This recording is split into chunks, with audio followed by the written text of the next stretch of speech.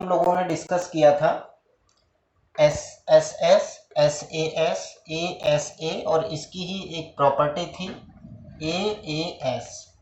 अब हम लोग देखेंगे आर एच एस को। आर एच एस हम लोग अप्लाई करते हैं राइट एंगल ट्राइंगल पर, राइट। जैसे राइट एंगल ट्राइंगल है, एक दूसरा राइट एंगल ट्राइंगल है, दो राइट एंगल ट्राइंगल हैं।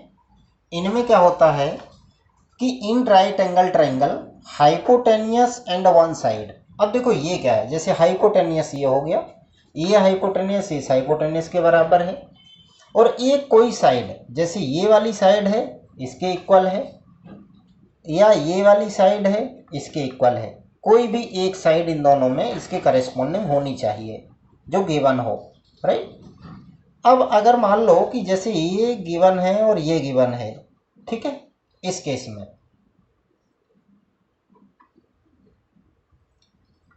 तो हम इसे कैसे कहेंगे कि ये ट्राइंगल दोनों कॉन्ग्रेंट हैं, ठीक है। तो देखो इन राइट एंगल ट्राइंगल में क्या होता है कि अगर हाइपोटेनियस फिक्स कर दिया जाए, ध्यान से समझना, अगर इस साइड को हम बढ़ाएंगे तो इस साइड को हमें छोटा करना पड़ेगा। अगर हाइपोटेनियस को उतना ही फिक्स करना चाहते हो, अगर हाइपोटेनियस ये फिक्स हो जाता है, ये इतना फिक्स है, और फिक्स करने के बाद अगर इस साइड को ऐसे बढ़ाओगे तो ये वाली साइड ऐसे बढ़ानी पड़ेगी, और ये ऐसे बढ़ेगी तो ये एंगल जो है ये 90 डिग्री कभी नहीं बनेगा। हाइपोटेनियस फिक्स होने पर ये एंगल 90 डिग्री फिर नहीं बनेगा, क्योंकि ये ईच अदर यहाँ दोनों लेग परपेंडिकुलर होती हैं, ठीक है। तो अगर हाइपोटेनियस फिक्स होता है और एक साइड आपकी फिक्स कर दी जाए तो दूसरी साइड भी ऑटोमेटिक फिक्स होती है, ठीक है। चलिए इसके बाद में अब इसमें क्या होता है कि इसमें दो कंडीशन बनती हैं कि हाइपोटेनियस अगर बड़ा है, हाइपोटेनियस अगर बराबर है। दो क्वेश्चन इस प्रकार से हो सकते हैं, इनको समझेंगे। एक ट्रायंगल है कुछ इस प्रकार से,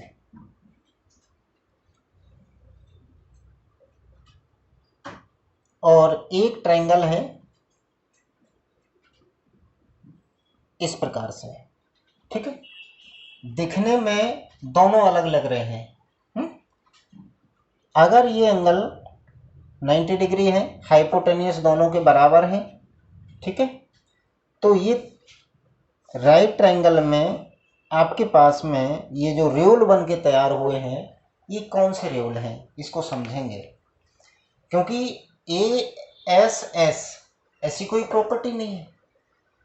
अगर जैसे एक साइड है फिर दूसरी साइड है फिर तीसरा एंगल है, तो इस केस में क्या करते हैं कि अगर हाइपोटेनियस बराबर है और एक साइड बराबर है, तो दूसरी साइड के लिए कंडीशन क्या है कि जब हम पाइथागोरस थ्योरम लगाते हैं तो उससे इसकी जो तीसरी साइड आएगी वही इसकी भी तीसरी साइड आएगी।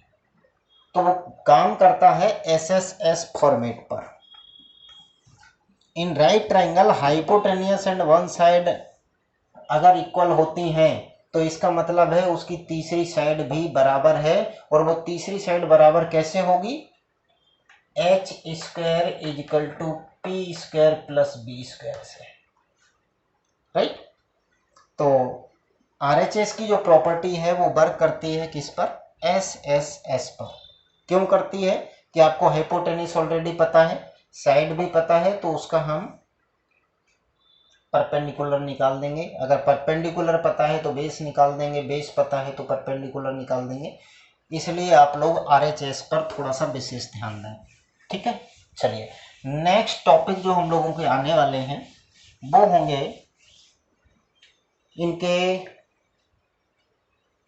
सिमिलर फिगर, ठीक है। कॉन्ग्रेंट के लिए आपको बेसिक रूल जो बताए गए हैं वो बेसिक रूल कितने थे, 4। S S S side side side, दूसरा क्या था S A S side angle side, तीसरा टाइप था A S A angle side angle, और चौथा था आर एच एस, राइट। अब इनमें ही एक प्रॉपर्टी थी ए एस को थोड़ा सा और डिफाइन करना चाहूँगा यहाँ पर कि आप अगर ए एस लगाते हैं किसी भी प्रकार का ट्रायंगल होगा, एनी टाइप ऑफ ट्रायंगल, जैसे ये वाला एंगल पता है, ये वाला एंगल पता है, ऐसे ही ये वाला एंगल पता है और ये वाला एंगल पता है। देखो यहाँ पे ये सेकंड एंगल है और ये मैं आपको यहाँ थर्ड एंगल बना के बता रहा हूँ। तो क्या इस केस में सर इन दोनों को कॉन्ग्रुएंट कर पाएंगे? यस, बिल्कुल। क्यों? अगर ये वाला एंगल इसके बराबर है, ठीक है, और ये थर्ड एंगल है, ये सेकंड है, तो यहाँ इसमें एंगल सम प्रॉपर्टी लगा के इसका थर्ड एंगल लेके आओ, ठीक है, और यहाँ पे एंगल सम प्रॉपर्टी लगा करके इसका फर्स्ट एंगल लेके आओ। तो आप देख पाएंगे कि तीनों के तीनों एंगल आपको पता चल गए होंगे और उसके साथ में एक साइड भी है, ठीक है। जैसे कि एक ये वाली साइड है, ये वाली साइड है, आपको फिक्स पता है 10 सेंटीमीटर है और ये भी 10 सेंटीमीटर है। अब ये वाला एंगल है 90 डिग्री को कवर कर रहा है, तो ये भी 90 डिग्री को कवर करेगा।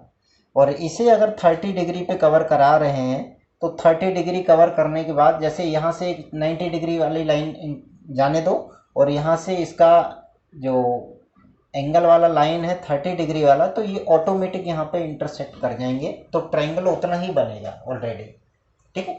जो कंस्ट्रक्शंस के रूल्स हैं उनमें जब आप चेक करेंगे तो वहाँ से आपको पता चलता है कि हाँ वास्तव में ये प्रॉपर्टीज इस पर वर्क करती हैं, ठीक है। तो अगर ऐसा मिल जाए आपको कि ये वाला एंगल पता है, ये वाला एंगल पता है, फिर साइड पता है, राइट, दो ट्रायंगल में ये एंगल पता है, ये एंगल पता है और ये वाली साइड पता है, तो आप डायरेक्ट उसे AAS लगा सकते हैं। वहाँ पे हमें angle sum property of triangle लगाने की ज़रूरत नहीं पड़ती।